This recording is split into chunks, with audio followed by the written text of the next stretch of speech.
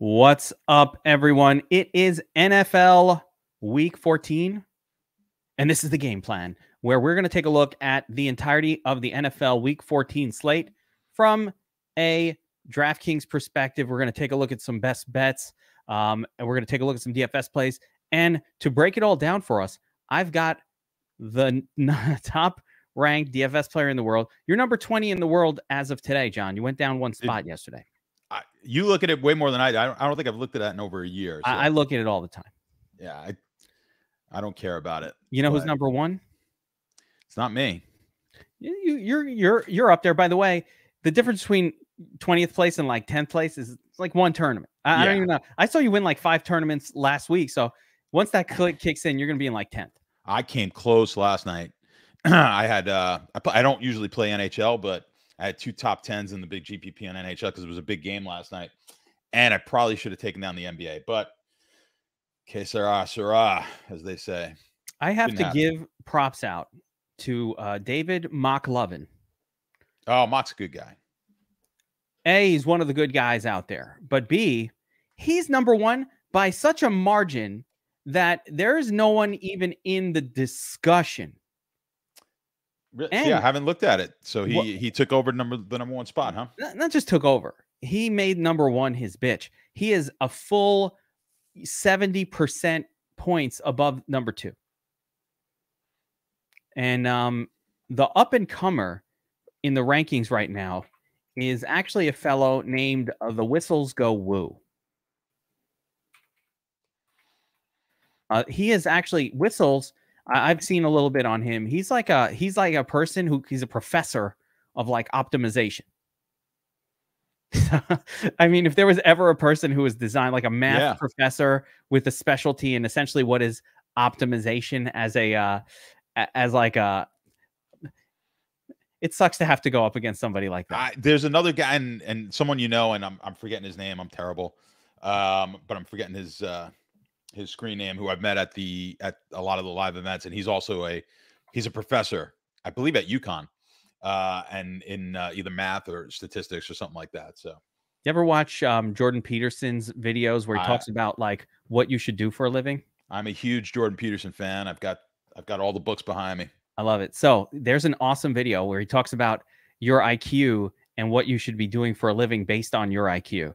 And interestingly, at the higher echelon, it is like professional poker player, professional gambler, that kind of shit. But he basically, what Peterson says in his video, and he's talking about like, oh, if you're like 100 IQ, these are the jobs. And it's fascinating. And you're 110, it's here, and 130, it's here in sales. And it's interesting what it takes to be a little bit of a higher IQ person, what the type of stuff you should be doing. But he goes, and the ones who are in the room just like laughing at all of them are the mathematicians. He said they're so much smarter than everybody else in the room that they need their own category. There's like a specialty category for a mathematician that goes beyond. So my take is that, you know, Whistles is probably like the smartest motherfucker in any room that he's ever standing in ever. Well, the thing is, when you get those guys, and I've been in the room with a lot of these guys, like I said, I go to a lot of these live finals, is they're extremely bright, but they lack a lot of social skills. So this is perfect, right? Because they sit in front of the computer. They don't need to ever talk to anybody, and they just play, just like poker. You know, they can kind of sit there and play anonymously and not have to deal, you know, sales, you've got to have a bit of a personality. We used to deal with it on, when I worked on Wall Street, where you needed to be smart, but we did a lot of client entertaining. So finding like, when I interviewed people and I'd get these people from MIT or whatnot come in, and they had no personality. So yeah, mathematically they were just brilliant, but to have them in front of clients didn't work. So it does make sense that there's certain jobs these math guys are just great at. And there's a lot of people, listen, you don't need to have 150 IQ to make a lot of money in this world, but you have to just be good, know what you're good at, and then go after that. But like I would add in, like the sales guys, sales was on the higher end of the IQ spectrum, according to Jordan Peterson. That's interesting. Yeah, it was like, it was definitely not at the low end. Some things would surprise you at the lower end. I don't want to say it because I don't want to disparage anybody's work, but you know, hey, if you're trying to figure out what's a good place for you, figure out what your IQ is. I have to I have to look that up because I watch Jordan Peterson. I love his podcast. I watch all of that, and I have not. That's one thing I haven't come across is the IQ. You know, I came across. Do you know what your IQ is? Yeah. Oh, you do know, huh? Yeah. Oh, yeah. I'm not 100% sure. My grandfather was a professor. He was a mathematician, a Mensa professor, right? He was that guy. I wish I got, let him rest in peace. I wish he was still here to help me with this shit because he'd be awesome, right?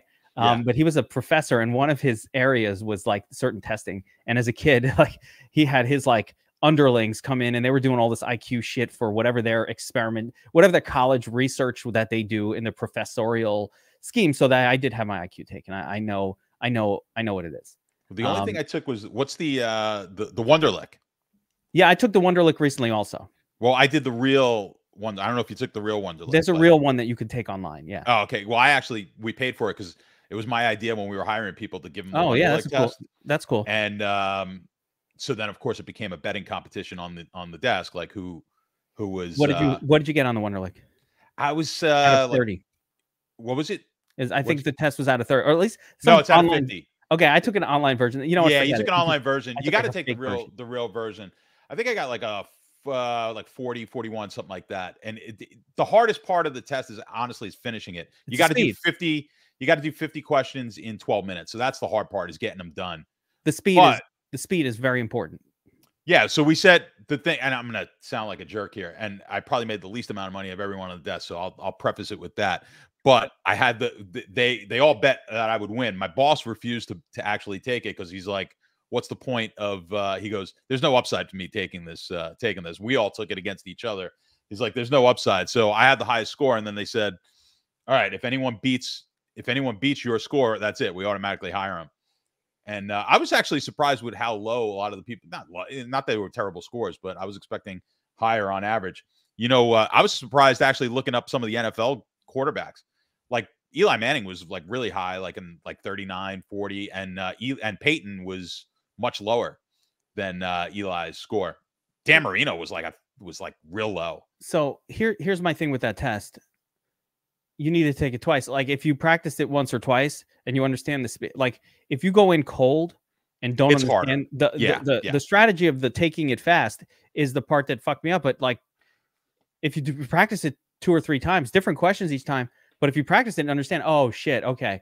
If a question is literally taking you too long, you have to answer and move on very quickly, because the first time I took it, I left like 7 or 8 answers blank because it's just the time ran out. And I was like, the time runs out. Yeah, it's and like I said, the real one is tough. It's 50 questions in 12 minutes. You really don't. I think Fitzpatrick got a perfect score on it, which is ridiculous. Just practice it once or twice. That test is way more gameable than like a real IQ test or anything.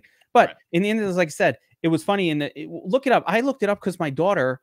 Is, like that age where you're getting ready to go to college, and it's like, oh, what do I want to do for my career? And it was just under that topic that I had remembered something, and we watched it together. I'm like, all right, well, here you go. So, you're smart. You want to be hanging in this zone of like occupations. I can't remember all of them, but of course, doctors and attorneys and all of those kind of fall on the higher end of that spectrum for the most part. And then, professors and certain entrepreneurial things and sales and things like that. So it's really interesting. But like I said, Jordan's like, yeah, the mathematicians are like this by far smarter than all of this shit. He's like, they're not even in the conversation. They're like over here, an extra standard deviation unit away from all of us. I know a few guys like that. Yeah, they're absolutely ridiculous. Anyway, I don't know where the hell we went to with that, but what we're doing here today is we're breaking down some DFS and some bets for NFL Week 14. And I want to get right into it. This is an interesting week, John, because there is one game that stands out above all others on the DFS side. So we're going to have a hard time differentiating this week because one game is so far and wide. It's the opposite of last week. Last week, we were able to game the field. The field was stupid. We saw DFS Army took down every tournament. It was crazy. I just did a back test video where I showed that with one click of the button, a standard stack on the optimizer got you a 219, which was 4th place in the Millie Maker. If you just found a way to get Brown's defense in there, I crushed the Millie Maker winning score on the weekend review. So make sure to check that out. But I tried to be contrarian, and it cost me my ass last week. I was contrarian by playing the best plays when all the donkeys played the stupid plays. I played throw me in Hurts there. contrarian. Hurts was contrarian. No one Hurts, played him. yeah. No, I mean, no, he was decently owned. 6% owned. Yeah, 6%. I mean, at a quarterback though. Wait, how Yeah, contrarian are was you it only getting? You're 6? fucking No, I playing. wasn't that contrarian. I was pretty close on Hurts. I was short on the Browns defense, which hurt, and then Amon St. Brown. That's where I was really. Oh yeah, was I had bad. And AJ Brown. It was a bad. You needed a lot of Browns in that. I loaded up on Browns and St. Brown. Yeah, no, I loaded up on Brown and we had the Christian Watson and Wilson and Garrett Wilson like core plays. So I put them. I actually pumped up my exposure on those guys. I went 70%. P Ryan last week. I was waiting, and so it was just those little steps that were so obvious. And like I said, it led to a smash. And I'm ready to do this again. Yeah, so let's get right into the slate here and get going with it. We're going to talk some bets. We're going to talk some DFS. Let's do a quick betting breakdown here for Thursday night, John, because I don't want to get too deep into this game. It's not part of the main slate, but Rams +6. I'm not even sure who the quarterback is going to be for the Rams tomorrow night, Thursday night. And what do you think of this line? I mean, I guess it's going to be maybe Bryce Perkins. Yeah, I think Perkins is going to be going. It's hard I can tell you. It's hard to lay 6 for a road team. Like tough to lay 6, and these favorites on Thursday night used to crush. This has not been a year for the favorites on Thursday night. And a road Thursday night team is and the road Thursday night favorites. I don't know if just off the top of my head, I can't think of one that's won. There've been a lot this year, and they've all done pretty poorly. And kind of in line with that, the sharps are on the Rams this week. So that's the info that we're getting on the Sharp. The Sharp report is invaluable, by the way, inside the Sharp app. So if you have a chance to download the app, check out that Sharp report. Let you know where the sharp money is or where the square money is as well. Great tool. But yeah, it's letting us know the sharps took this one already, I believe, at +6.5. So a little taste of the Sharp report on screen. There you go. Yeah. So if you scroll down there, you'll actually you're not logged in. So I guess you have to be logged in to see it. You got to have a pro membership. I can hook you up with a code for that. Yeah. You know what? Since we're talking about this, of course, for all our DFS Army members and YouTube channel subscribers, we have a special deal going on Sharp app where you can get a free month. Go to the website and use promo code ARMY, and it will give you your first month of pro free. So you just go to sharp.app and you sign up here. You can use the app with the same login, but you've got to put the code in on the website, sharp.app. Promo code ARMY gets you a free month. And hey, John, you've been putting out these NBA props as well, up 32.8 units on the season. If you're not following the Sharp app, and it's like the best deal around if you bet on sports. So make sure you're doing this. We're on a 23-4 run on the NBA props. And it's not like it's not like this has just been winning this week. We started that article March 1st of last year, and it's now up 145 units. So it's crazy. So yeah, I mean, people if you're betting games and you don't have the, I mean, for in one night, you're just going to make up for the entire month. You're going to pay for the month. So it's $29.99. I mean, this is the lowest cost. People are selling bets for $50 a day. $29.99. You could follow every pick and bet that John Statsational Alessia puts out. One of the top bettors in the world. One of the top DFS players in the world. Unbelievable. Go get the Sharp app. It's crazy. What are you guys doing? Do it now. All right. So anyway, yeah, this game, I got to stay away because I like to pick winners, and I think the Raiders are going to win this game. But I don't get who's quarterbacking. The Rams are just a fucking shit show right now, and their offense is horrible. I don't know how they score, and even with Raiders defense not being very good, I don't know. I'm leaning Raiders here, but maybe take them to win if you don't want to lay the 6. The other approach I might use is I might tease this one. I'm going to tease the over up and the 6 down to essentially money line and see if maybe so we can get under 50 points, because I don't see a high scoring game coming here at all. You ever see Midnight Run? You ever see the movie Midnight Run? Yes. Robert De Niro. All right. Yes. When De Niro tells him he's going to take the money and open up a restaurant, like a little coffee shop. Okay. And then Charles Grodin says, as your account, if I were your accountant, I'd have to advise you against that. Are you advising me against? I'm advising you against teasers on the total. Okay.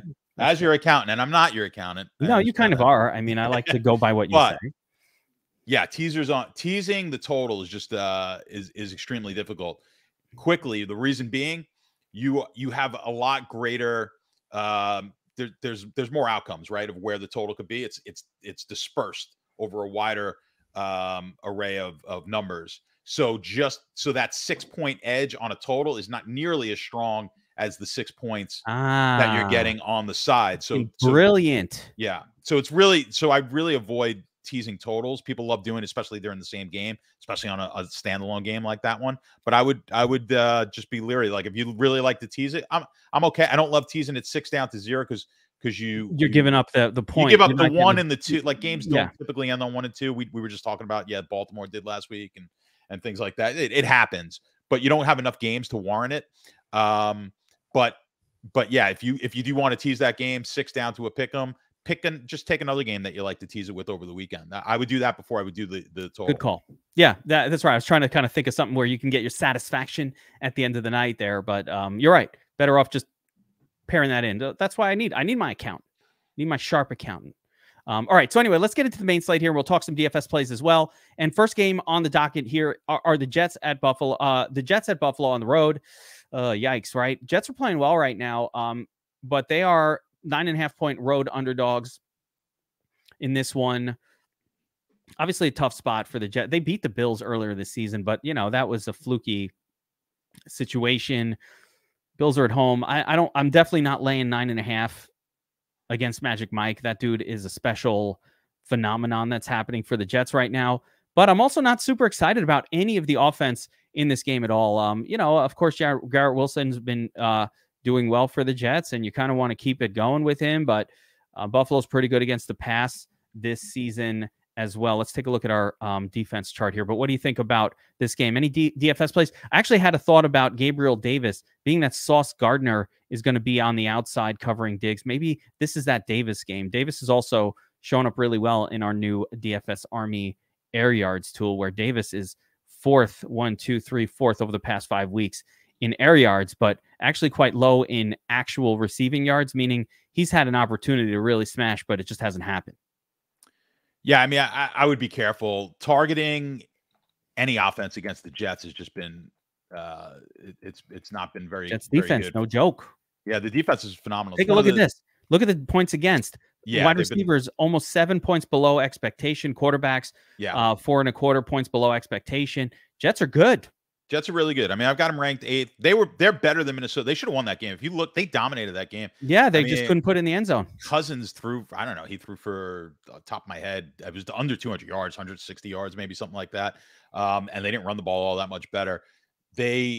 I want to say maybe 240 yards total offense or something like that. And the Jets threw it all over the place. Now, a lot of that was kind of when you're coming from behind and you're trying to get back in the game. But the Jets, I mean, how many opportunities did they have to win that game? Should have won the game. We had a bet on the Jets, and that was a tough one. They should have won that game. They were the better team. Minnesota, I'd be looking to fade Minnesota here, especially come playoff time, but we'll get to them. But in this particular game, I kind of like the Jets here again. I know the Jets beat them once. I'm definitely leaning the Jet side of this game. Now, when we look I'm looking inside the Sharp app, the handles are showing a ton of money and possibly sharp money, because we're getting 85% of the money, only 45% of the tickets on the Buffalo side.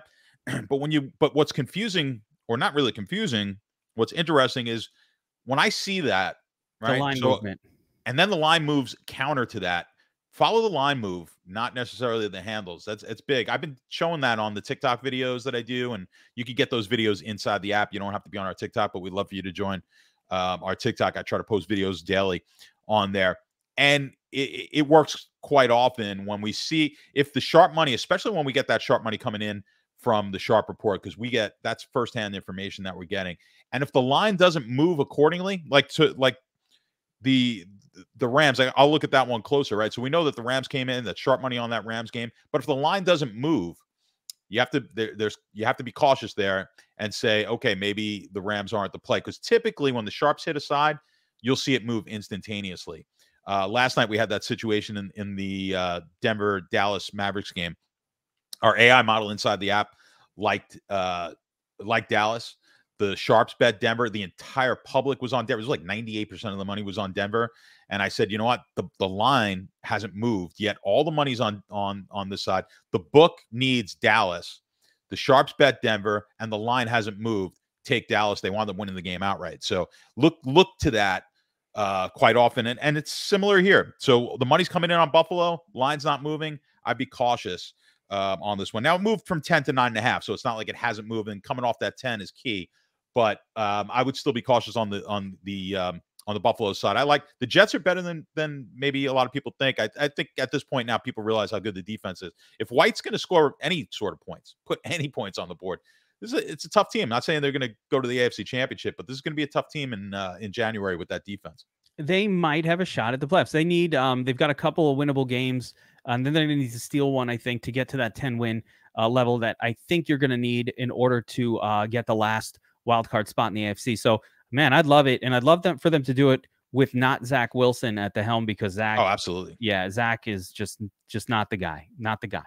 Yeah, I'd like to see the Jets. Listen, it's better when. Yeah, I mean, I'm from New York too. I'm not a Jet fan, but I'd like to see the Jets in there. It's nice to see.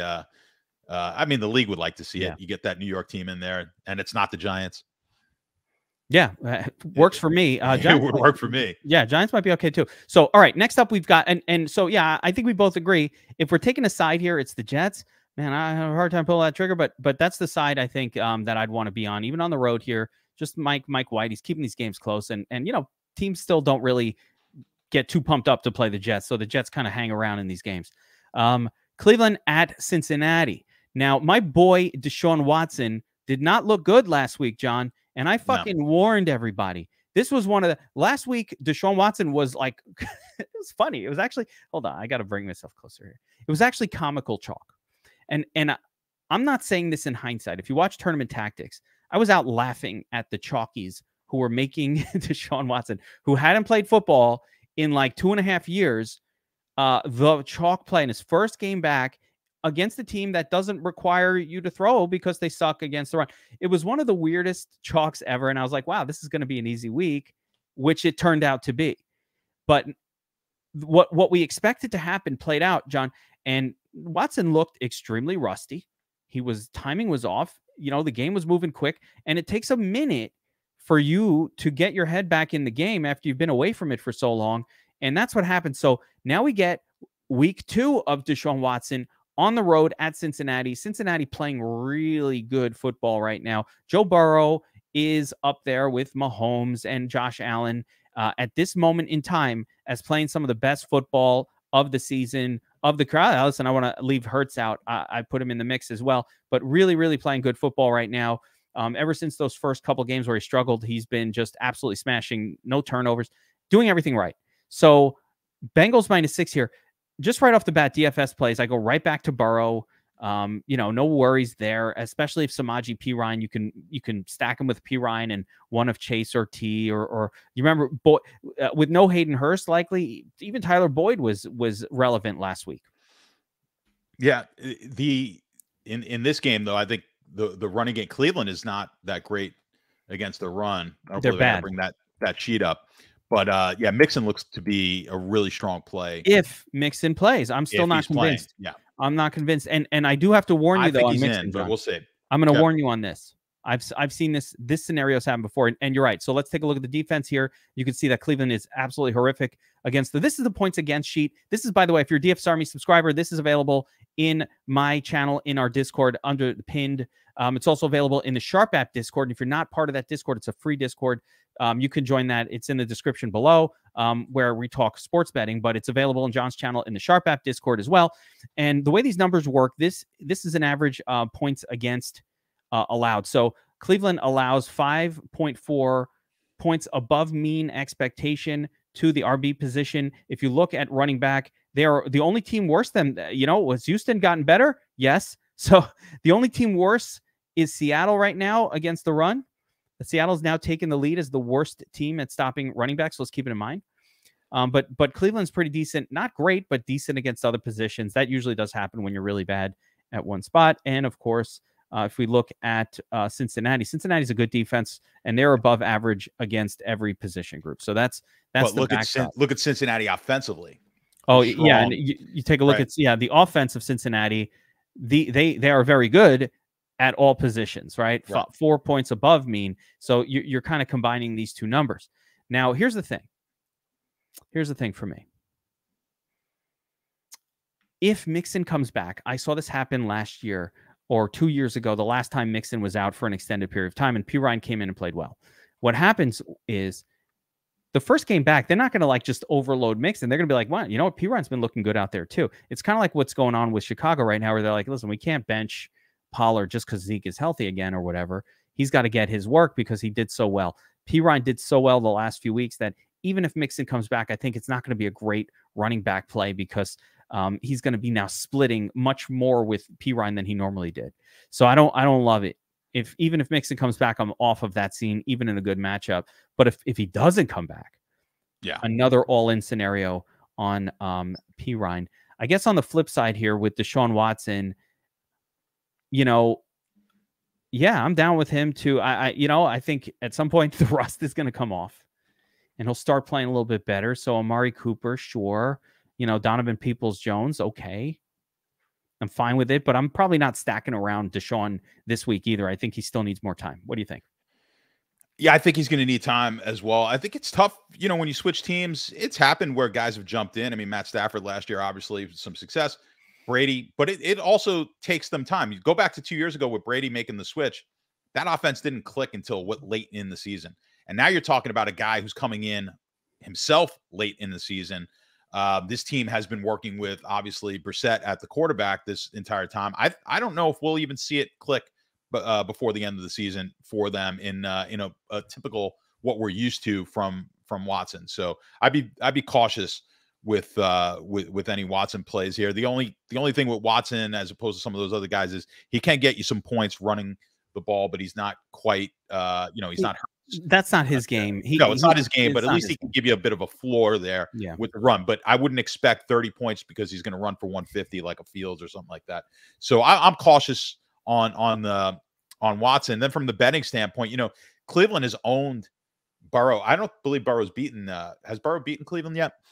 Nope. I don't believe he has. So a lot of people are taking that angle. I don't put too much weight in it. To me, it's small. It's still a small sample. I don't get too crazy about those things. And I'm leaning towards the Cincinnati side of this game. I kind of like Cincinnati on the bet. I think it's going to be difficult here with Watson. The line actually moved. It opened at 3.5. It's up to 6, as you can see on there. And then the money is certainly coming in on the Cleveland side because, again, I think that people are looking at this where Cleveland has owned them. I think Cincinnati, they're playing really well. They're playing as well as anybody in the league, of course, coming off the Kansas City game. And they will not sleep on this game because it's their big rivalry, and they haven't beaten them. So there's no way that they're going to sleepwalk through this game. They'll be up for it. I think they cover the 6. Yeah, I like this idea of Bengals winning big and smashing the demon as well as they're playing right now. So I'm with you on that side of it. I just, the way Cleveland played last week, their defense covered up some really, really ugly offensive play. And I think that is affecting this line a little bit and just sort of affecting the psychology. So yeah, I'm with you on that side of it. Cincinnati playing well. They cruise here to another win, and hopefully, and I would expect them to be able to cover. Now we've got the next game here. Houston at Dallas. Houston is a 16.5 point underdog. It's one of the biggest underdogs I can remember seeing in recent times. I'm sure, what's the biggest spread ever in an NFL game?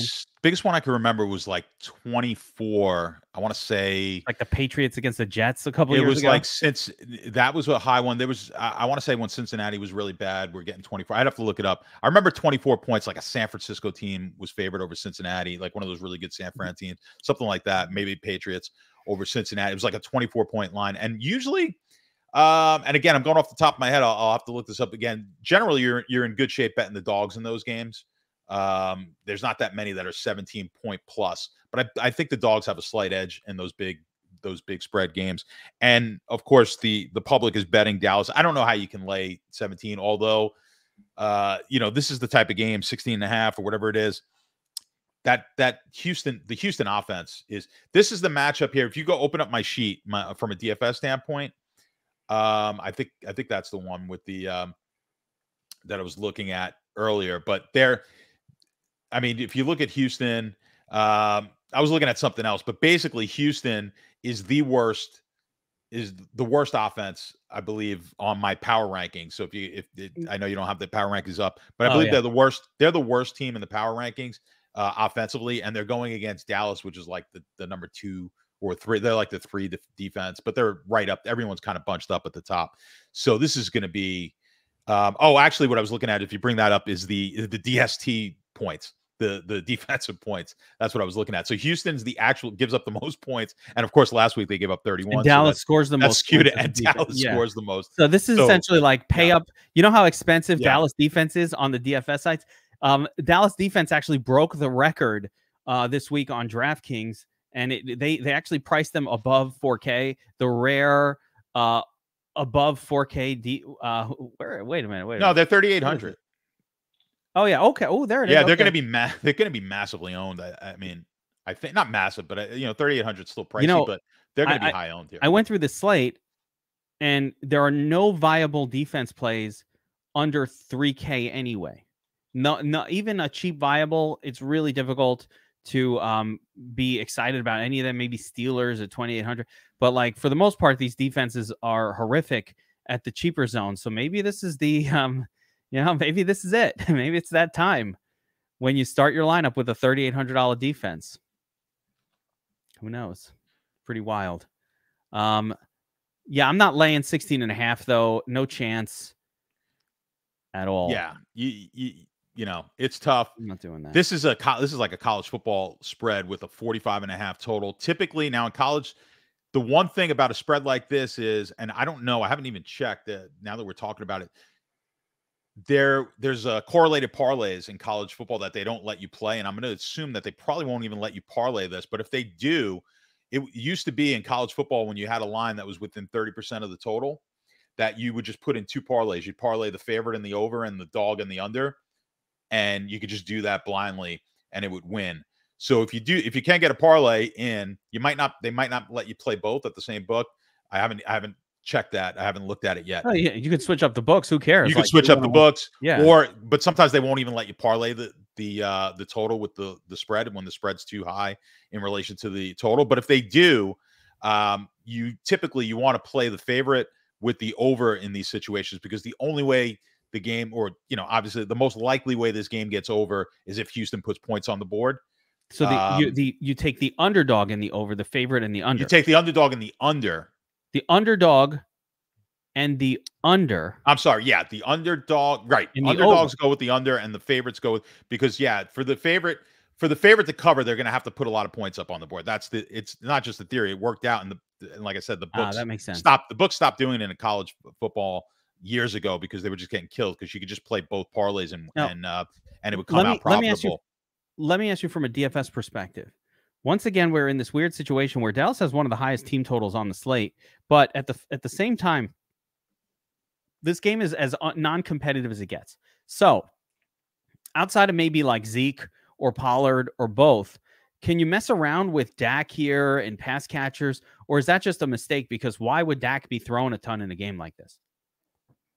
Yeah, I think it's a mistake. I think if Dak is playing the full game, that's because the game is closer than it should be, and he's probably not playing well. Yeah. This defense is not giving, like, if Dallas scores 30, this game's not going to be close. Like, there's no way Houston's scoring, 24 points in this game. So the only way this game's close is if somehow the Dallas offense isn't clicking, in my opinion. So I would say, and if it is clicking and the game's not close, that means Dak's going to go either not play late in this game, or he's just going to be handing the ball off. So this is a tricky one. We typically don't like to target spreads of this kind of, especially the quarterback, because for that reason, they're not throwing the ball the entire game. So it's not a game. Certainly the defense is going to be in play, as we talked about. Maybe the running game. Tricky thing is, now we know Pollard, since Pollard has kind of taken a little bit more of a lead role here, this offense has really been clicking. And I think that's just going to continue, right? Everyone knew it except for Jerry Jones, apparently. No, I don't. I don't agree, John. I don't think Jerry Jones knows it now. No, well, that's very possible as well. But everyone knew it going in to the season. Like, hey, you got to use Pollard. All the fantasy people are up in arms, like Pollard. And Zeke gets hurt. Pollard comes in. They've won 4 out of 5. Pollard's been a monster fantasy, other than the one game in that stretch. So yeah, the more they use Pollard here, the better this offense is going to be. Fine, they're using Zeke and some short yardage stuff down by the goal line, which sucks because he could gobble up some touchdowns and from Pollard. But that's usually the only route you want to take is the running backs in this game. And I don't even know if that's necessarily the best option, even though Houston's just pitiful against the running back. It's too many of them. It's going to be an even split at best. Like they're not 70-30ing this Pollard to Zeke. It is split down the middle right now.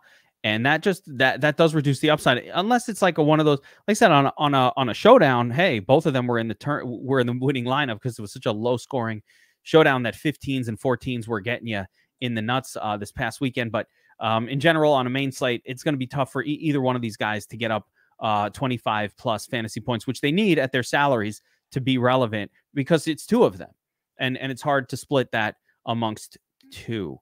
All right, game of the week, John. One game to control all the others. A precious game, so to speak. The Vikings at the Lions. You know what happens in games that take place at the Lions? I've heard. Lots of scoring. A hurricane of fantasy points. A veritable plethora of points going to be happening in this one. Vikings are 2.5-point road underdogs. And how do you like them apples? The Lions, coming off a bunch of wins, are now favored against a Vikings team that's in first place in the division. What? Yeah, this is interesting. Now people were bringing this up to me on Sunday, like as soon as they were looking at the lines. They're like, I can't believe the Lions are favorite. And then I ran my model. I believe I had it at 2. Right. This opened at like 1. This was 1 yesterday or the day before. Now it's at 2.5. So that'll tell you something. And I believe in my power rankings, I thought the teams are pretty close to even, with Detroit slightly better in the rankings. And then you're looking at somewhere around, right now, the home field advantage is around 2 points. I would, if you've got some sort of a model, I would rate it at 1.75. But right now the home field has been winning at a 2-point. Home field's giving you about a 2-point edge. So that's right where they should be. 2.5 points on this game. It just doesn't look, there's a couple of games this week, we'll get to another one, that maybe on the surface don't look right, but according to the numbers, that's where the line should be. And just Minnesota is just not as good as the record, right? The Jets should have beat them. The Jets, at least statistically, dominated that game. Of course, they get down to the end zone twice at the end, at the end of the game, throughout the whole game. Score. This was a theme throughout the game. They just punched it. It was very much a variance game where Jets were just, it seemed like, constantly on red zone network. They were constantly in the red zone, and they just weren't punching it into the end zone. So they were kicking a lot of field goals, and so they got a ton of yards, but just couldn't get in the end zone. But that's variance. That's Braxton Berrios dropping a perfect touchdown at the end. There were so many little things like that. So yeah, I totally agree. And take a look at the points against sheet in this game. And we're going to spend a little extra time on this one because this is the game to build around this week. And I want to show you this, John. Take a look at, first of all, if you look at Detroit, look at all this red, right? So they're allowing almost 6 points per game above mean expectation to opposing quarterbacks. Hello, Kirk Cousins in the mix. All right. They're allowing almost 4 points per game above mean expectation to the wide receiver position. That, that is one of the least good teams in the league, 4th or 5th on the list in terms of allowing points to opposing wide receivers for Detroit. Justin Jefferson, Thielen, I guess. And then the tight end position as well. They're bleeding points, although I don't think that oh yeah, wait a minute. Revenge game, TJ Hawkinson. Oh my. Right? So a lot of things pointing to playing that Minnesota offense. But then you look at Minnesota and it's like, oh shit, their numbers are just as bad. 5 points above expectation to wide receivers, 3 points above mean expectation to opposing quarterbacks. Jared Goff is one of my favorite QB plays this week. Maybe my favorite. How about them apples? I might even play fucking Kirk Cousins for the first time all season. Think you got it. Yeah. This should be the game, right? I mean, this is it. This is the game to end all others. There's a lot of fantasy goodness that's going to come out of this, and everything is pointing to it. So, as far as the betting, I'm leaning Detroit. Oh, one more player I want to mention here, DeAndre Swift last week took the next step in the evolution of the D Swizz, and he got a ton of carries and led the backfield for the first time all season. He's fully healthy, and D Swizzles is one of my favorite running back plays on the week as well. Still priced at a reasonable level, and if they continue to give him this kind of volume, yeah, Jamal Williams will come in at the goal line plays and get some dirty, between the 20s, low value yardage. But beyond that, I think Swift is getting the sexy plays and did get some goal line carries last week, John. He did. And Williams, I think he's still leading. Still leads in. He's not leading in touchdowns anymore? Oh, touchdowns, yes, No, the league. But yeah. But what changed last week was the fact that Swift got more carries. So Jamal got 11 carries, no targets. Okay, I'll give those up. D Swizz, 14 carries, 6 targets. Oh, wait, I'm not showing this on screen. What the fuck? Excuse me. Family show. I was showing this on screen and it wasn't zero. So Swift, 14 carries, 6 targets, big game last week. Jamal Williams takes the step back, and this was a super competitive game. Jamal Williams takes the step back, only 11 carries, got a touchdown, but didn't really do a whole lot. Give me sub 6K Swift. He's going to be one of my favorite, if not my favorite running back on the Sunday slate. He's going to be my guy, John, for better or for worse.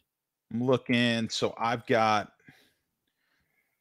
Swift because I kind of break it down what percent. I got him about 50% of the running back points, and then I've got Williams at 35% of their running back points. So definitely Swift 35. Yeah, he's taking over the role, the sexy game of the week. This is the one to end all other games. And I'm loading up on Swift this week. As much as I'm worried about, listen, I love lots of volume for my running backs, and I don't know that we can count on like 20 plus touches ever for Swift, but this is the guy, right? It's not an easy week for salaries. He's under 6K still. I would call it mistakenly priced based on a role that he had a few weeks back, not the current role that may have developed. Maybe not. Could be wrong. Guy could hurt his shoulder. I don't know what the hell happens. But for me, Swift is going to be one of my favorites, one of my favorite plays on the slate. Everything about this game. I'm loading up on Jefferson if I can afford it. I'm loading up on Amon-Ra. Hell to the fucking yeah if I can afford it, right? TJ Hawkinson, revenge narrative, of course. Both quarterbacks. Just everything about this game, DFS, and crazy overstacked lineups as well. Yeah, you have to. I mean, the Lions, they've been pretty good. Kind of disappointed last week just because the defense disappointed us last week. A lot of people were on the Lawrence stacks expecting a lot more there. So they played well defensively last week. But you'd have to think, I mean, it's only a 52.5. It's not crazy on the total, but I do think that this will be a pretty good game. Just relative to the week. The next best one is like a 45er. So yeah, no. It's obviously the best game out there this week. From a betting standpoint, everyone was kind of surprised that Detroit's favorite. And then the sharp money came in on Detroit, not shocked there. But the money, just even the public money, seems to be coming in on the Detroit side. That's what's pushed this from, I mean, really, this was going to open Minnesota at 3-point favorites last week. And that's how much it flipped. So from basically a 3-point favorite, where now they're almost a 3-point dog. If they ever get to 3 dog, that's going to be tremendous. Like 2.5 is there's sort of a wall there because it's tough to get to that key number of 3. If they can get to 3, and the way the money's coming in, I wouldn't be shocked. So if you like Detroit, you want to grab this now. And I kind of lean the Detroit side here myself. But if you like Detroit, take the line now. You're not getting a better line than 2.5. That's pretty much gone. Vikings remind me of the Titans from last year, where they just kind of find ways to win games that they don't seem like they should be winning, and they just keep pulling them off and pulling them out. But that's another variance scenario where variance eventually catches up with you, but it hasn't happened yet. But I mean, they beat the Bills, and it was so fluky, and it was just a weird situation. And like, that's been their season for the Vikings. It's been like a season where sun has been shining on them. Yeah, you picked the right team. I mean, Tennessee did that last year when they beat the Bills. When it was it wasn't quite as dramatic, but it was still a dramatic win against the Bills. Like they shouldn't have won that game either. So yeah, Tennessee's a weird team. It's funny you bring them up because they always outperform where the statistics are and where the projection, where my power rankings are. Minnesota's been that team this year. I've had them just sitting in the middle of the pack all year long, but the record, of course, doesn't show that. You always get a team like that, and we don't know. This is a new coach. A lot of times, what I've seen in the past is the teams that outperform year in, year out have either had the right coach or the right quarterback. We've seen enough of Cousins. He's never done that before. So I have to say possibly the coach is doing it, but it's only 1 year. Yeah. Sometimes you have that just a fluky year, like you said. But Tennessee is interesting because he's been doing it year in, year out, where his record beats what the expectations would be based on the yard. If you just do a simple Pythag win percentage expectation, they just outperform. When you look at Minnesota, they're barely outscoring opponents. Their scoring margin is minimal, and that's why they don't perform well on my power rankings. Part of that is they got absolutely annihilated by Dallas, but even with that, they just weren't beating teams. And scoring margin, it sounds obvious.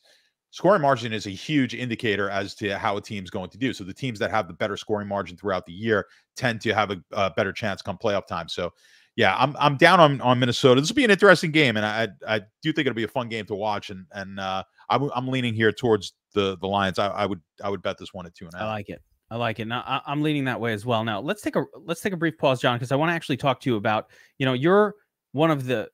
are again a top 20 DFS player in the world. You're very specifically a tournament player, and you mass multi-enter pretty much every contest there is. I've seen showdowns going crazy.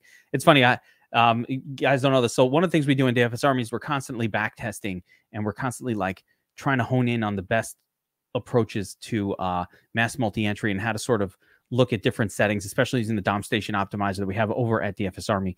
And anytime I ask you, you kind of do a little bit more unique, you like a wider spread. When you're mass multi-entering now, last week was a QB +2 week. If you didn't QB +2, you probably didn't win last week. That was the approach that really crushed it. And I did it on my back test. It was like nothing. I crushed the Million Maker score. Just a simple QB +2. Are you running primarily QB +2 at this point? You're doing a mix of QB1, QB2, and our bringbacks don't seem to be a necessity this season. Although in this game, I would use a bringback. But are you forcing bringbacks in every stack? Are you just QB +2 with a bringback, or have you adjusted that a little bit? Yeah, no, I used to always have the bringback. This year, I have not been doing that.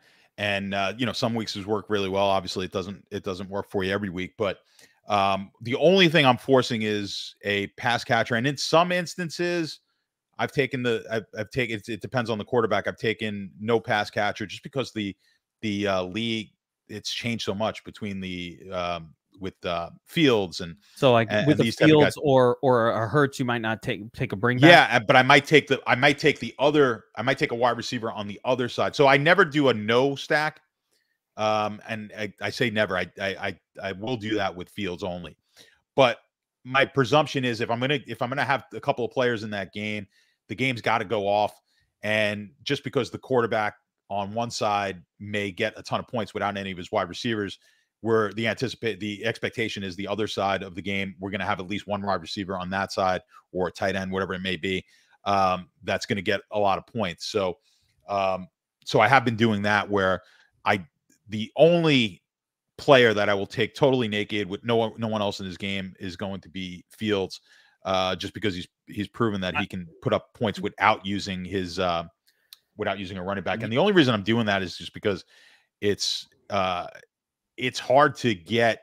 I just don't want to stat. I don't want Mooney in there. It's been okay with Cole Kmet and yeah, it's been fine. And the stacks that have won with Fields have had that, right? But so I get it, and they have won. But I think you can, when you're playing 150 lineups, I think you can mix in some naked ones, because it's really never worked. I don't know if we've ever had it where it's worked, but if it's going to happen, it's going to happen with someone like that. We're seeing a change in the league here.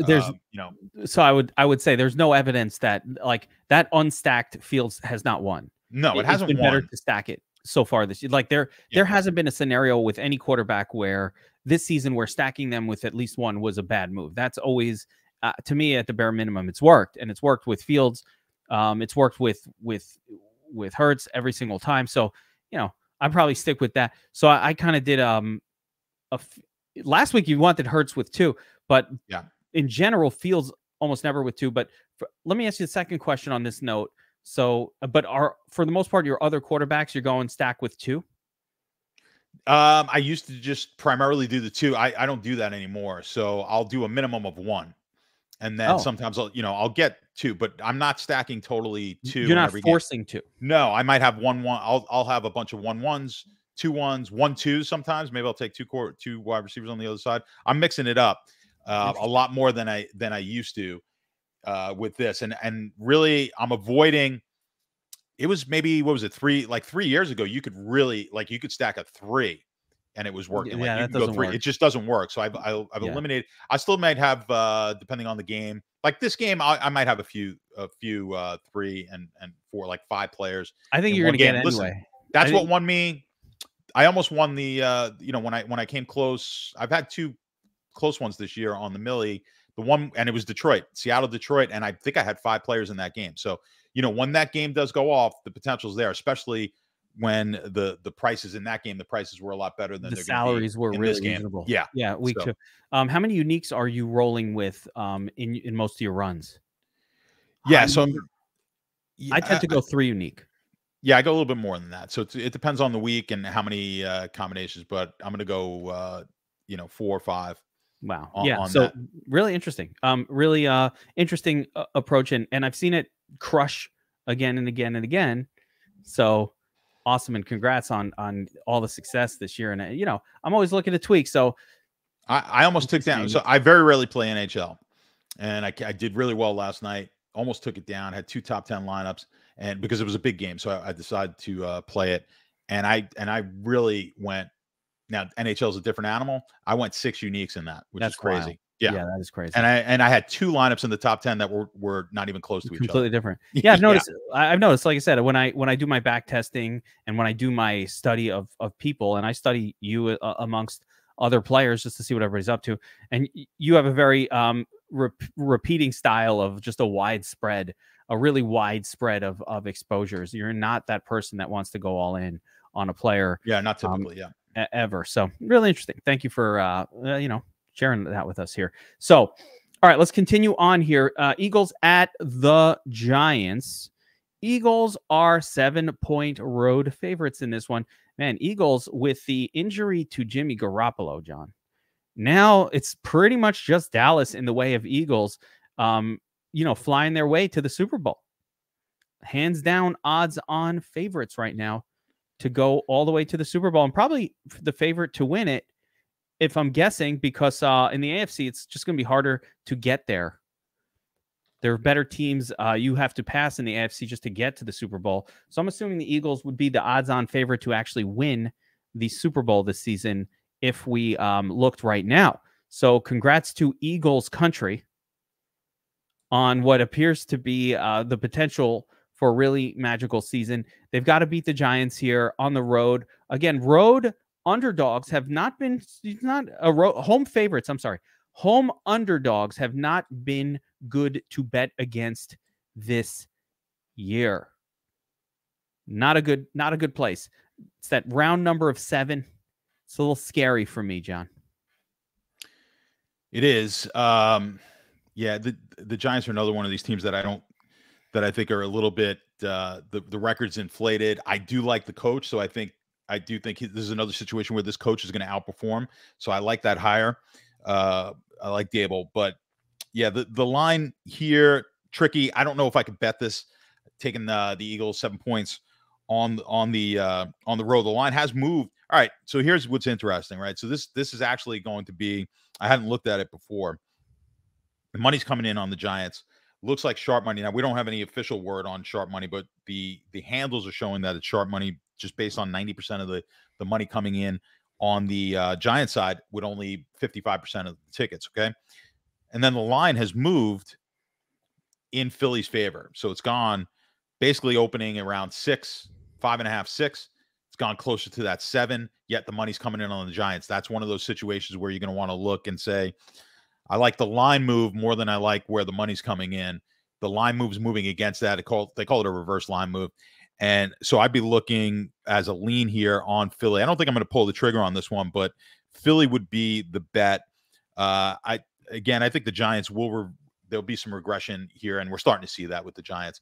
Be regression to the mean. I think they're no more than a 500 team at the end of the day. This is not a playoff team. Philly, as you said, one of the best teams. They're the favorite in the NFC. They are not the favorite overall. Really? Buffalo is still the favorite overall. Buffalo is the best team. I thought because Buffalo's more difficult pathway. They do have a more difficult path. Yeah. But the Chiefs are plus 500 and the Eagles are also plus 500. So they're second choices with the Bills at plus 350 and Dallas at plus 700. I've actually got Dallas slightly ahead of them in my power rankings. That Dallas defense, I think it's going to be interesting. The home field, they can't falter here. Philly loses. They still have to play Dallas. So they can't give up. They can't let Dallas get to within a game because that game's in Dallas. And it could be for home field throughout. I mean, at this point, which is unbelievable. Dallas losing that game to Green Bay was just a real killer. But still, for them. That's why the Eagles now are sitting in. Yeah, pretty, but they're in the catbird seat. Yeah, and it does look like the problem is because they're both in the same division. It's not super likely. This might not get all the way to the championship game. They might end up having to face off in round, in round 2 of the playoffs if things kind of go a certain way. I do think it won't go that way, but there is a scenario where the Eagles probably play Dallas after the bye, not like in their first playoff game, not for the NFC Championship, which would suck. I wish it could be different. So I hope it is different, but it doesn't look like it would be. It was it'd be a similar situation like when the Giants beat Dallas with Romo in the first Super Bowl for the Giants 07. That was the divisional. Yeah, it's going to be it could be the divisional, not the NFC Championship. So hopefully not. But we'll see. As far as DFS angles from this game, there isn't a whole lot going on here for me that I'm excited about. I go back to Hurts every single time, and I think AJ Brown is fine, but it's not a high scoring total. So I think you just can play Hurts every week because of what he does and his style of play. On the Giants side, I mean, Barkley never does enough to justify his price. It's a terrible matchup. Maybe Slayton, but probably not. I don't really like anything on the Giants. No, I would agree with you. It's tough. Just bringing my sheet up again, just to take another look at it. I mean, Hurts. Yeah, there's nothing that's really jumping off the page other than Hurts here for this game. So the Giants side, I agree with you. I don't like anything. And then, I mean, wide receivers for the Giants. What do you even do? So, yeah, you're right. My projections on Barkley just don't warrant that price tag. So I'd be avoiding that one as well. Yeah, it's just a Eagles thing here. Like you can play the Eagles players, Smith, Brown, even Miles Sanders, Hurts, Eagles side of the game. I don't love any of it, but the Eagles side of the game is the side I would want to be on. Yeah, I don't love Sanders either. No, it's not my favorite. Like I said, it's just mostly Hurts, and if I'm playing Hurts, I will stack him with one of Smith or Brown, and that's probably the only real way to go in that game. Let's take a look at this next one here. Really interesting. Baltimore, I actually think, man, this is not going to be a popular opinion, but I don't think Baltimore loses anything going from Jackson to Huntley. And I know I'm going to get ridiculed for that take, and you're crazy, but I don't really think they lose anything at all. I think it's they do. You do. I think Huntley is more willing to run, and in the end of the day, I actually think Huntley is a more willing and aggressive running quarterback to the point where it makes up for the fact that Lamar Jackson has been tentative back there. He's afraid to get hurt, or the team has coached, taking off out of him a little bit, which worked fine when they had wide receivers, but now it's been a detriment because they don't have any wide receivers on the team to throw to. So he's just standing there like looking around. I do not think you lose anything per Huntley, but you can see here the game total, 37 points, not good, really, really low. Baltimore actually underdogs in this one, which is interesting. And man, it's a little weird for me. So I have to tell you something. I'm taking the 2.5. Yeah, well, obviously you like it because they're pricing in somewhere around 5.5, 6 points on this. I could not because Baltimore would be a 3-point favorite in this game. Yeah. So I can't disagree with that more. Yeah, well, listen, that's what makes a market, right? So you have your opinion. So these are perfect. By the way, these are great scenarios to bet when you have an opinion that differs on injury, because injuries are really hard to they're hard to price in necessarily. So if you have a strong opinion on injury, and especially quarterback, because that's going to be the biggest line move, that's where you're going to make some money. So yeah, if you're right on that one, then it's a phenomenal bet at plus 2.5, because then they should, in your mind, this should be a favorite. They should be at least a 3-point I think Baltimore. Game. I think Baltimore straight up wins this game. I'm, what I love the comfort of an extra 1.5 and get me to 3.5. I would love that good, comfy, cozy feeling. And I know you're not a buyer of the point, but I might, because I'm that guy who likes to win more than I like to be right about things. So I just like the W's. I hear you. I just want the W's, and I don't mind paying a little more juice to get it. I think I'm going to tease this one up. Not tease, but I think I will push that number to 3.5, or maybe put a teaser. Maybe that'll be part of my teaser. Push that shit up to 10. Yeah, tease that up. Tease it up would be nice. That's a nice teaser. Yeah, I would, word of caution, or take it as you will. Last week, Huntley, that Denver defense, as far Denver's atrocious, but boy, going up against that Denver defense is going to make anyone look. But Lamar wasn't looking all that great either. No. So don't put too much weight on how Huntley made it look last week. I think he's going to look better here. Yeah, he'll look better here. Yeah, and I, that line is low too. The total is a little low, I think, as well. But they're going to play it. The 37 is there because I think this is going to be a closer to the vest. And like you said, I think Huntley's going to run the ball a lot more than Lamar does. They don't want Lamar running the ball. No, John, I've observed this for years. You and I have talked about it after Lamar got his first injury. You're like, do not play this dude, right? You said, don't play these guys after they get hurt. They stop running them. And there is a clear and concerted effort. They are coaching running out of Lamar Jackson because they don't want him hurt. And that's great for longevity of the team or whatever, but it ain't great for fantasy production. Lamar Jackson, I was just talking to this, Seslowski is a dynasty guru and I love dynasty fantasy football. We're just talking about, like, you got to sell Lamar Jackson in dynasty this offseason. Like, this is a guy you want to get away from. The injuries. If you're a dynasty player and you're playing any of these quarterbacks, you need 3 years, maybe 4, and you have to start getting rid of them. Start thinking about Justin Fields. You have him in dynasty. You make a game plan in year 3 that trade him, because his value is gonna increase in the next couple of years. Yeah, and then get rid of him. You need to be out on him. You need to be out on Kyler Murray. Some of these guys that just, like, they're going to drop off fast as soon as the athleticism goes. They're running backs. They're running backs. And what is the shelf life of a running back? Right? It's 4 years. Like, running backs have 4 years. So the perfect example of this, if you need proof, take a look at Russell Wilson. Right. And now you might say, well, he's not this running quarterback. Yes, he is. That's not correct. He absolutely is a running quarterback. And what happened with Russell Wilson is he's lost a step, and his shtick that he does is not working anymore, because when he starts to do his little circle dance, and that's what he does, a little circle dance, run away, and he would get away from the defensive lineman, be standing out there all by himself and launch a bomb to Tyler Lockett for a touchdown.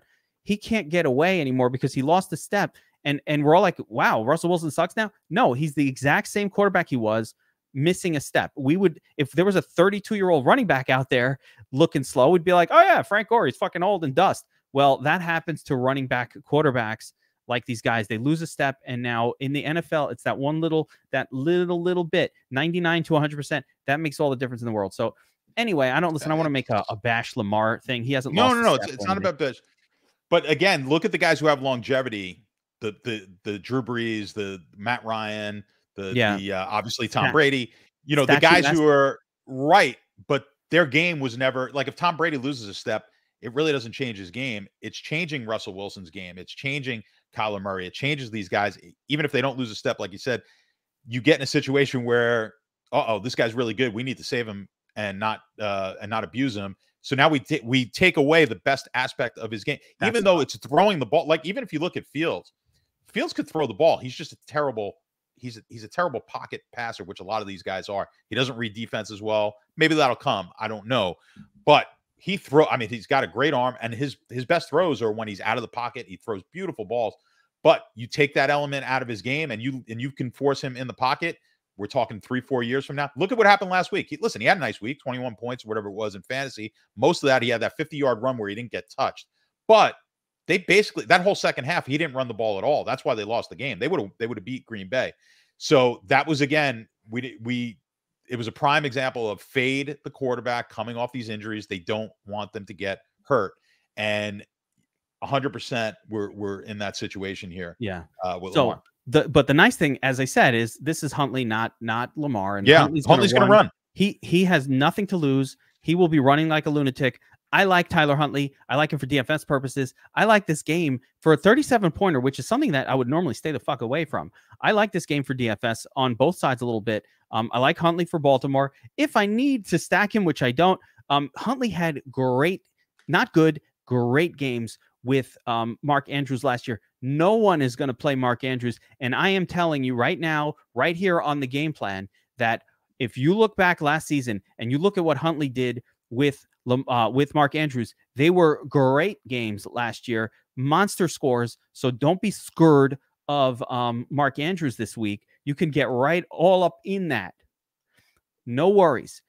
Flip side on Pittsburgh, there is a squeaky wheel narrative happening. George Pickens, little diva, throw me the ball. I need the ball. I could crush it. Throw it to me, right? That dude is no joke.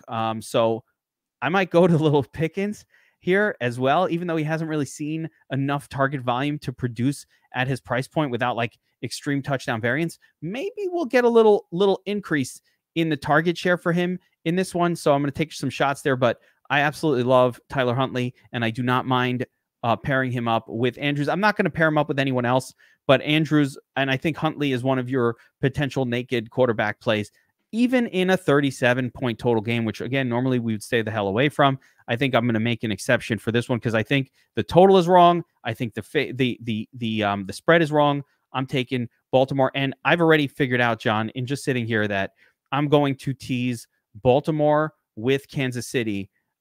Get KC just teased down to like -2.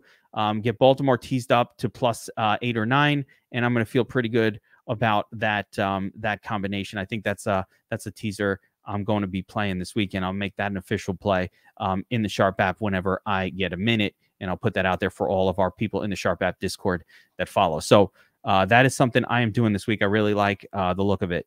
All right, next up, Jacksonville at Tennessee. Jacksonville is a 4-point road underdog in this one.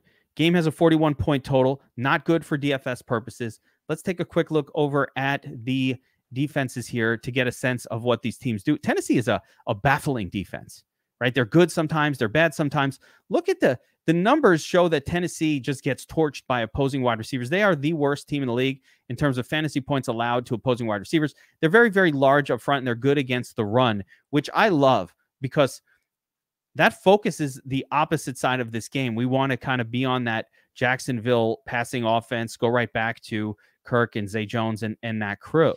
I got to see what the story is with the health of Trevor Lawrence, but assuming that he's fine, that's the way to go. On Jacksonville, kind of a nondescript defense, kind of bad against wide receivers, neutral against the running back position on the season.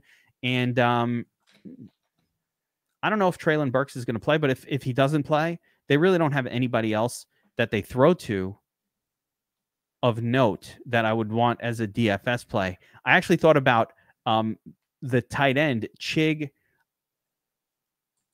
Akawango or whatever, who popped off last week when Treylon Burks went out, and Chig is 27 or 2,800 on DraftKings. Like, he's cheap enough that he makes for an interesting play if we want. But outside of that, Treylon Burks, Derrick Henry, flip side, maybe some Christian Kirk and or Zay Jones, although I'm going to lean Kirk over Jones because, again, Zay Jones had that one big game and everybody chasing it. I'm not into that. Yeah, I'm on the betting side. I'm leaning Tennessee here. I like the Tennessee side. I'm still alive in a survivor pool, double picks, and I'm kind of, it's the Tennessee for what I have left. Tennessee is actually the best team as far as point spread, which is a 4-point spread. So Tennessee is definitely going to be one of mine. So I'm hoping they win the game. Wait. Did you say you're hoping? I am certainly hoping. Yes. Hopium. Oh, so good. Feels good. It does feel good. And yeah, But yeah, this game, the Jaguars are catching the money. Are they? Up. This was 3.5. Jags are getting the money on this game, and the line has gone up. We've had a few of these, so this is another one of those where I kind of like the line move more than I like where I'm seeing the money come in. It's the tickets are coming in on Tennessee, money's coming in on Jacksonville, and the line is moving towards the Titans here at 4. It was 3.5, 4. You could even get 4.5 at some books. So I like Tennessee to cover this game. Something about Jacksonville that I had much higher expectations with this team earlier in the year. Last week, boy, that was disappointing. Not being able to put any points up against Detroit. I mean, we just spent however long talking about what a great matchup it is for Detroit and Minnesota. We thought that was going to be the case last week. Like Lawrence, boy, everyone goes like that's fantasy gold is going into Detroit, and they just stunk up the joint. So Lawrence got dinged up in that game a little bit as well. I think he was in and out. Yeah, but they were never. But they still weren't. It wasn't like he was doing much before that either. I like Tennessee in this game. I think you, from a DFS standpoint, yeah, potentially there could potentially be some options here. Like you said, I don't particularly love much on the Tennessee side, even though I like Tennessee to win the game. But from a fantasy side, not so much. But you could be in a situation here where maybe we get some Lawrence to Kirk action, and maybe even a little bit of Ingram or something like that. But I'm not going crazy on this game. But I wouldn't be shocked if Lawrence finds his way, up near the top. So yeah, there we go. Just a couple games left. We're on to the afternoon slate here, and the aforementioned Chiefs at Denver. Chiefs are 9.5-point road favorites, 43 points, supremely low total. And let's keep it real. Denver games are low scoring. They are a good defense. I think they're even a good defense against Kansas City, to the point where it doesn't really have me excited about paying all the way up for Kansas City offensive players. You just don't need to score that much when you play against Denver. So I think that Mahomes is probably not going to be someone that I'm going to go bananas on this week. Most weeks, you can load up on Mahomes. This isn't it for me. It's just a low total, and this Denver team is just the place where fantasy points go to die. On the flip side, Denver is going to need to do some work to try to hang around in this game. And as bad as Denver is, and they are horrible, watching Russell Wilson play actually makes me sad. I'm not mad. I'm not angry. I'm just disappointed, which is the worst. You don't want that. When Dad says, I'm not mad, I'm just disappointed. Yeah, I'd rather be mad at me. Cortland Sutton will be out this week, which brings back Jerry Jeudy as the number one target for a team that's going to have to throw a lot, and he's super cheap, and no one likes him, and blah, blah, blah. I like Jerry Jeudy, a.k.a. the Jew. And also, Greg Dulce de Leche is actually playable at tight end. I haven't been playing him much because it feels a little chasey with all the donkeys chasing Dulcic's one good game in his debut. But Kendall Hinton, these secondary options for Denver might be cheap, sort of playable options. So as weird as it seems, it's the Denver side of this game on offense, and I hate them, that interests me from a DFS point of view, just because of that very, very targeted. Who else are they giving it to? There's no one else there. They have to throw it to Jeudy, even if they don't throw a ton, or Hinton or a little bit to the tight end, because there's no one else. And Casey's probably going to be leading. It could be their defense doing a little bit of that work. Could be, Isaiah Pacheco. Who knows where the work gets done? But, could Casey just lean heavy on Pacheco and kind of win this one comfortably 21 to 10 and just kind of hang out and be like, all right, tough defense. Let's get through this one and move on. That kind of thing can happen. But what do you think here? I don't think so. I mean, they're gonna go with their strength, which is Mahomes, and I think it's a Mahomes Kelsey game for that. Like, at least it gets you not that that's going to win the $1 million, but I think that's where they're going to go. I think you're going to see a lot of Mahomes and Kelsey. I don't think the running game for Kansas City is going to be, and that's unusual, like you said, for a 10-point spread type of game. Generally, it's going to be running, but Kansas City, they just don't.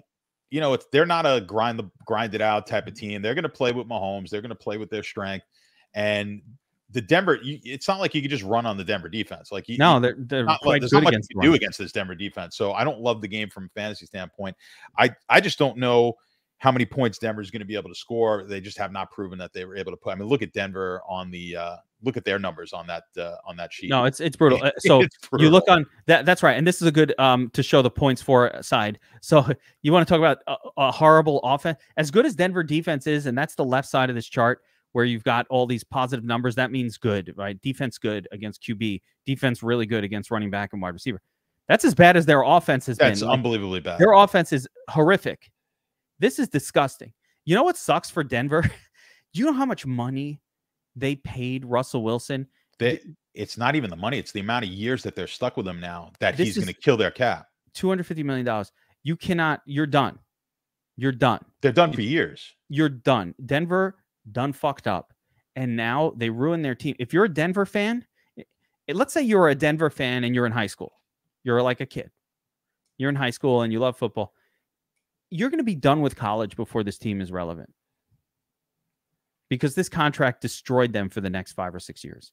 Not to mention all the draft picks. The only prayer you have is you draft a miracle quarterback that just comes in and is fired, because they've got weapons and they've got obviously the defense. You know very well that the math does not work for this.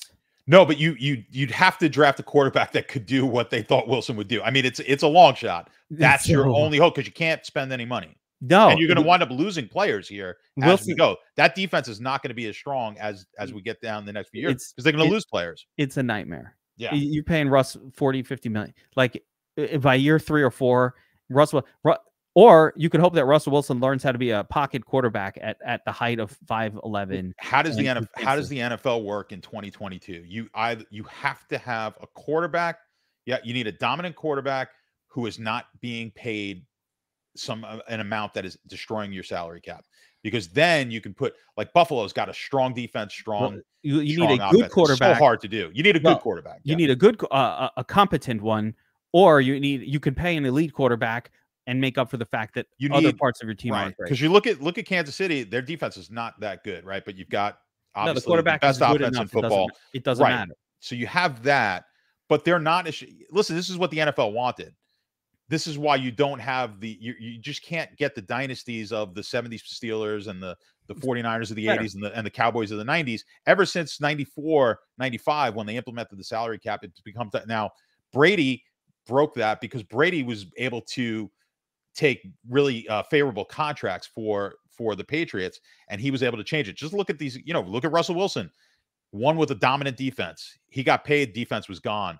You look at, name the teams. Once they pay, that's the problem with Dallas. And so Dallas has an amazing defense right now, which is because they were able to draft really good defensive players. That's the other way you do it, right? You need to hit on your draft picks, and Buffalo is that way too. It's not long before Buffalo is not going to have this amazing defense, which is why Buffalo's in that window they need to win now. And a big reason why the Eagles are winning is because they didn't have to pay Jalen Hurts, and they got a top 3 If you have a guy, he's the number 2 pick for the MVP right now. If you have that kid, you have a shot, because you can put other weapons around him, and you can put a good defense out there. So that's just the way it is in the NFL. So you better.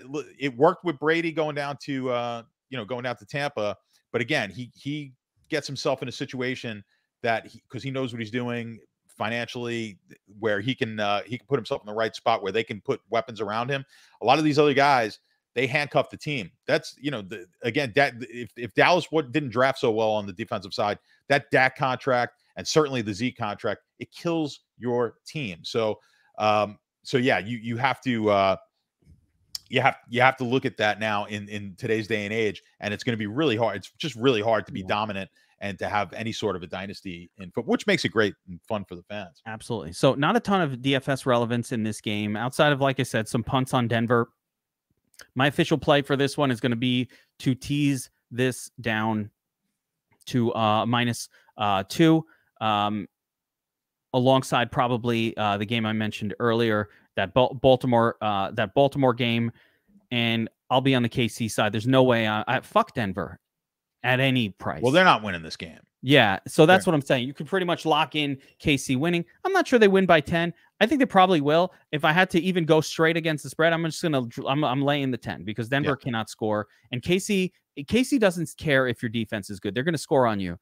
They will put up points even on a bad team. So I think it's Denver that's going to have a hard time scoring. So yeah, give me KC here.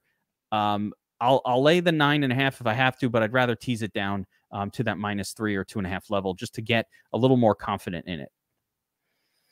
All right, let's move on. And again, reminder, if you want John's sports betting picks, every single play he makes as a sports bettor is shared with Sharp App Pro subscribers. Just check out the Discord link below if you want to kind of see what Sharp's community is all about. And if you want a free month of Sharp App, you're a DFS Army YouTube channel subscriber, you're watching this video. If you go to sharp.app, that's the website, and you use promo code ARMY, you'll get a month free. That's a $30 credit. It'll even credit down if you do the yearly by $30. So you kind of get that benefit.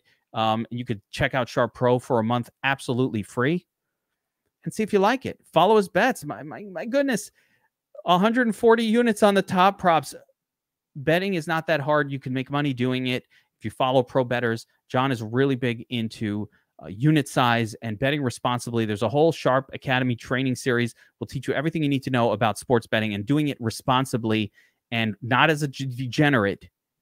Don't be a degenerate. We don't want degenerates. We want smart, sharp, mathematical-based bettors, and we're going to teach you how to be that at Sharp. So make sure you check it out. And again, you get a free month. Why wouldn't you try that? So it's right here. This is the sharp.app website that you're looking at on screen. You click on Go Pro, and you can use it. Most of the pro features are on the app itself, not on the website. But if you sign up via the website, you can use the code and then sign into the app and use all the pro features. All right. We got 2 more to go, John. Panthers at Seattle. I kind of like this game for DFS purposes. There aren't too many sexy games this week. This is a 44-point total. Panthers 3.5-point road underdogs here. And Geno was the nuts last week. He was one of the nuts quarterbacks. I love Seattle's pass offense when Kenny Walker and all of their running backs are hurt. I don't know who's running for the. Do you? No. No one knows who the running back is for Seattle this week. No clue. Carolina, D'Onta Foreman didn't practice today. We'll see what happens with him. But let's take a look at these 2 defenses here real quick, and we can see that not very good ones here. Seattle just bleeding points to running backs, especially. Again, there's not really a running back of note on Carolina, but they're also bleeding points to the quarterback position. Well, I think Foreman is not bad here. He didn't practice today, so that's what I'm saying. I'm not sure what's up with him. I don't know why he didn't practice. I just got a note, didn't practice. So we'll see. But I do like Foreman if he's healthy, and this was just like an illness or something. Let's take a look at Carolina. Defensively, Carolina allowing points to opposing running backs. But again, Seattle doesn't really have a running back here, and they're allowing points to wide receivers. Seattle does have some wide receivers. So baseline for DFS purposes, I think we can go. I think there are actual interesting pieces to this game, John.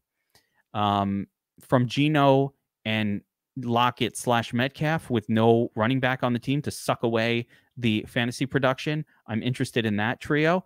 Probably a stack with 1, but stackable with 2. On the flip side, you know what? DJ Moore, and I'm sorry, Darnold, I get it, sees ghosts. He sucks, but usually he's okay for a couple games before his brain gets all swirly. And it usually takes a few games for that to happen with Sam. I've seen his patterns. He can usually keep it together for a game or 2 before he falls apart. And he just hones in on one guy. Like, he just throws it to DJ Moore.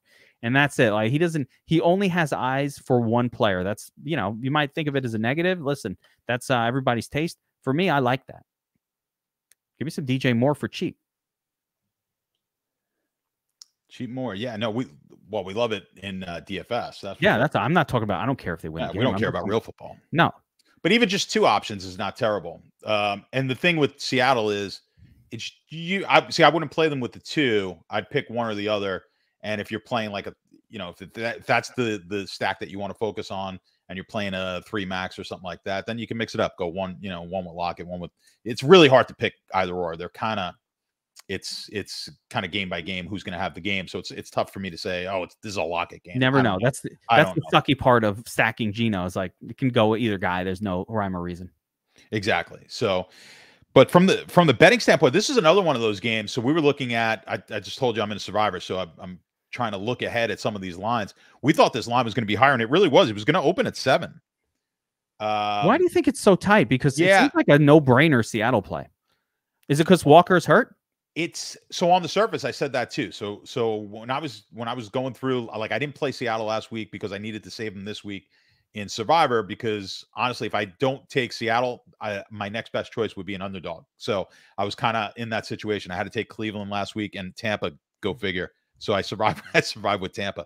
But the by the way, just that was in crazy. Your teeth, man. That was a scary one. Yeah, a little bit. Yeah. So this is a $600,000 pot. So it was like, and oh my God, I'm in with a few guys. It was beyond scary. That was a fucking miracle. Are you serious? That ridiculous cover is what saved you? Yes. It kept me alive here. So we're still alive. Oh my but we're, obviously looking ahead. And I do the Survivor podcast. You guys should check. Even if you're not in a Survivor pool, it's so good. It's not that long. It's 15, 20. This week was 18 minutes. It's not. It's on the Sharp. It's on the Sharp app YouTube channel and on the Sharp app. But I will tell you that that is the most comprehensive, smart, well thought out Survivor breakdown anywhere, any place on the planet. It is fantastic, and you're showing it by here. You're still in it here in week 14, and it's been double picks for a lot of money. Yeah, it's been double picks for the last like 3 weeks, which is how crazy. many left in your pool?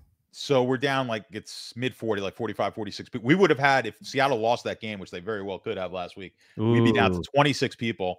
And out of 8,000, 8,000 started. We started with 8,000.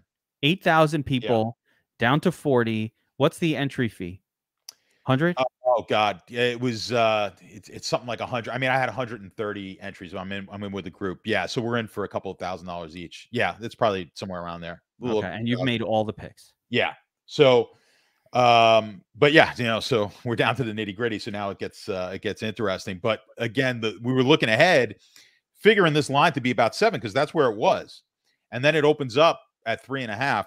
When I ran my my power rankings, I was like, oh, maybe this isn't so crazy, because on the surface I'm like, boy, 3.5 looks light. And then I ran it, and I have it as like a 4-point differential between the two teams. So boom, we're like right there. I would have to imagine that all of that, and this is early in the week, by the way, guys. It's Wednesday as we're recording this, and a lot of the public money is just like the bets don't necessarily start heavy right now, but I'm just going to take a look at the handles here. So the AI the money's come in on Carolina. You know what's interesting here? The Sharp AI model, the SharpNet model, has this as minus 2.5. So it actually, it's leaning Carolina a little bit. And you're right. The line, all money has nonstop flowed onto the Panthers side. It started +7, money. It's down to +3.5. On the betting handles, all of the sharp money is on the freaking Panthers. What is happening? But of course, the line moved. So that implies when they were +7, people were betting the shit out of the Panthers, and it's moved down. But I don't know what's going on here, because why are the Panthers even in the conversation? It doesn't make sense. It'd be curious if you have the Sharp app. What you want to do is, I always recommend to people, like, kind of screenshot it today, then compare it tomorrow. Let's see, right? So you've got 83% of the money coming in on Carolina. See where the line moves. So then tomorrow, if you see 70% of the money on Carolina, then between today and yesterday, the money's starting to come in on Seattle, and then you can see where the lines move. So if that scenario happens tomorrow, where it shifts, more money starts coming in on Seattle, and the line starts going up, it goes up to 4.5. That makes sense. The Panthers are on the road; they're traveling cross country. They're traveling across the country. What? But if you then see that that same scenario, the money starts coming in on Seattle, yet the line doesn't move, you got to be really careful there on the Seattle side, and that means we're probably looking at a Carolina cover. I'm going to have to take this one in that. I don't have to in Survivor, but I pretty much, the only teams I could take now, I was looking at going into the week, Pittsburgh was going to be a dog, and now they're a favorite. So that's one that I could take, but I'm not going to. Pretty much all these 3.5 point favorites I can take. The reason I'm looking at the Seattle side is just strictly because that's the late games, 425. And I'll have much more information as to where the pool is at, and then that'll influence my hedge. Can you swap off? No, I can't swap off, but I'll be able to hedge. right? So, Oh, so that's the only reason I'm going to be taking that game, because to me, a 3.5 point spread's a 3.5 point spread. We all have our opinions, but I base it. I just try to play game theory and try to do it. I'd love to win the 600 grand, but it's still a long shot, even with 45 to 50 people left. So let's say, just give me listen. We're short on time, but I'm so fascinated by this. So, pro better. The early games happen, and now you're kind of aware of what's going on. 30 people are wiped out in the early, right? Now it's down to like 15, 20 spots left. You're looking at the afternoon games, and you have Seattle, and some other people have a different team and whatever, or a bunch of teams have Seattle, like they'll all be wiped out, but some other teams, and you're looking at that going, wow, so I'm in a situation here. So then do you say, you know what, fuck it, at this point I'm going to actually hedge this game and bet like how much you're into the contest for $5,000, let's say. So like, how much are you hedging? You're going like, all right, let's put 10,000 on. Yeah, it's going to be like a $10,000 bet on Carolina, right? So that's the whole reason I want to wait. And when you start to hedge, just for my mind space here, when you start to hedge, do you now make a commitment to ride out that hedge through the end of the tournament? Yeah. So now that you've done once you hedge once, that's it. So that's the key, is determining how long do I wait to hedge. And are you doubling down with each hedge? Well, what I'm doing is, it depends. It's going to depend on my equity left, and it's too much to go. That's why you got to watch the podcast. But I'm fascinated. It's based on your equity that's left. How much equity you have. So my one entry, like if there's 600,000, I don't know, and let's just say there were 60 people and 600,000. Each one of those is worth what, $10,000, right? So it's that entry is worth $10,000. So I would base it off the equity in there. So I'm going to be looking at a $10,000 bet, but also what I do is bet it against the spread. A lot of people will bet the money line. I bet against the spread. I was in other pools. Like I got knocked out of another pool a few weeks ago. It was down to me and one other person, but I was able to make bets against the spread where my survivor pick was winning, and I was winning the spread bet at the same time. So I like that. Yeah, I like that, because what happens is when you bet the money line, it's all or nothing, and you're only going to win that bet once you get eliminated from the pool. But with the spread, I get a chance I may win 2-3 bets before and still be alive in the pool. So I like that strategy a little bit better. Bastard. I love it. Yeah. I love it. Really smart. Now, there was a situation like that. If I'm ever in that spot, I'm consulting with you, because that's a nice thing about being a part of the Sharp Discord. Because like, if you're in that situation, John's there and you can ask him those questions and he'll answer them. Like, who else does that? Anyway, all right, let's move on. Last game of the main, and we've got the Bucks at San Francisco, and I love that San Francisco is favored by 3.5 with an unknown quarterback, Big Cock Brock at the helm.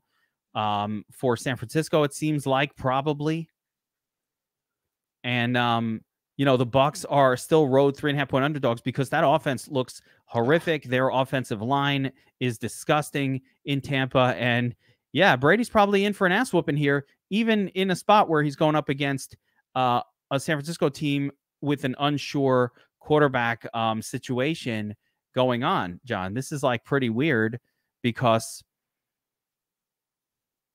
Brady's still a significant underdog against the backup quarterback. I agree with it. I think San Francisco rolls them just with their defense. Yeah, they only put about 3 points on it on the quarterback change here, and that's probably right. Purdy looked fine, in this game. Team likes him. This is not a quarterback-centric team. It's the one team that can make a run without their quarterback is San Francisco. I don't know how far this run is going, but they'll get, we'll see, but they can. Of all the teams of all the contenders, this was the one team that could afford the most to lose their quarterback. No one wants to lose their quarterback. It does hurt them, no doubt. But if any team could make a run, it was them. Maybe, and potentially Dallas would have been the other team. We saw how well Dallas did without their quarterback. And again, the common theme is you've got good running backs and you can play dominant defense. And this team plays dominant defense, and they're playing. This is, outside of Denver, this is probably the best defense in football. And you're playing against an offense that just is absolutely struggling. Think about where would they be if they didn't win that Ram game and the game last week? There's a miracle win. Miracle wins against the Rams, and then last week was ridiculous. It never should have happened. Listen, the Bucks are not good. Tom Brady is not good anymore. Guys, get it through your head. Okay. This is not the divorce. He's 45 years old and he's lost it. That's it. He's thrown the football into the ground. I never saw Tom Brady do this. He's overthrowing. He's underthrowing. These are athleticism issues. And even taking a dip in the Giselle fountain of youth, I don't think could save him. Oh, by the way, we have an article out on DFS Army in the barracks about all of Tom Brady's new potential conquests. Like women, Insta models are falling all over this dude left and right. But he's actually just not as good anymore. He's gotten old. There's nothing you can do about it. He performed a miracle at the end of that game last week. But you know what? The reality is, who the hell were they playing last week that he got that miracle win? Saved your survivor. Who is the opponent? They played against. The Saints find a way to lose. The Saints are that team that finds a way to lose the game. So they're just. I put it on the Saints. They found a way to lose. Well, I think Ingram gets the first down, the game's over. Then they're throwing the ball at the end. I mean, Taysom Hill nearly catches it. Great defensive play. I thought they potentially were going to throw a flag there for a hit to the head, but nonetheless, but he didn't. It was a good. You got good so call lucky on that one. By the way, oh, absolutely. Yeah. So it is what it is. Brady's not that good anymore, and when he goes up against a real, he doesn't want to get hit. Well, because it hurts when you're 40. It does hurt when you're. Listen, I'm I can't even. I could barely get out of bed now. In the morning, and I never played in the NFL. So I was going to tell you, my back hurts so much at this moment that if I have to sit even in this chair for another 10 minutes, I'm going to have to be on they're going to have to put me on the out for a week. So Brady's the same age. Listen, it's over for Brady. He's over the hill. We saw Peyton Manning. It happened to him. These guys just can't play forever. And he's just not that good anymore, and he can't move, and the offensive line's not very good, and that whole I think they get their ass beat. This is gonna be a tough game. I just don't like him. I'm gonna do a little bit more research on this, and I pretty much know what to expect. I just want to see how he's done against the top defenses. It's not good in the league. I'm sure. Listen, they haven't done well against anybody, but I'm just curious to see what the numbers look like. I think this defense dominates them this week. So, and then from a DFS standpoint, there's just not much you could really like. No. Obviously, you can't like anything on the Tampa side. No. This defense is going to shut them down. And you don't like anything on San Francisco side, except maybe Christian McCaffrey's fine, and Tampa defense. So that's about it for this one. Yeah. I'm taking the side on this game. I like San Francisco. I like San Fran here too. Perfect. I love it. So that's going to do it for the NFL Week 14 main slate. John, this was a really, really spectacular game plan. One of my favorites that we've done. So really good stuff. Remember, if you want John's bets, you want his picks, you want to hang out and be able to ask him questions, and all of that good stuff, and all the amazing tools we have on the Sharp app. I talk about it all the time. You can get a month free with promo code ARMY right now. You go to sharp.app and you download. And of course, you want DFS Army tools, all the content we have going on, incredible. You watch in my week in review video. John, you should check it out. 2 clicks of the Dom station. I put up a score well above the Millie Maker winning score. I want you to take a look at the week in review, see how I did it. A little bit different than your style. You win all the time, but hey, critique me. Say, Kev, I saw you do that, but do these other things. Like, I want your knowledge. Send it my way. But of course, you want to sign up DFS Army as a VIP, get all the DFS stuff. That is promo code Geek for 10% off. And that's going to do it for NFL Week 14. We'll be back next week, as always, breaking it all down. We'll see you guys next time. For John, for myself, we'll see you at the top of the leaderboards, everyone. Good luck.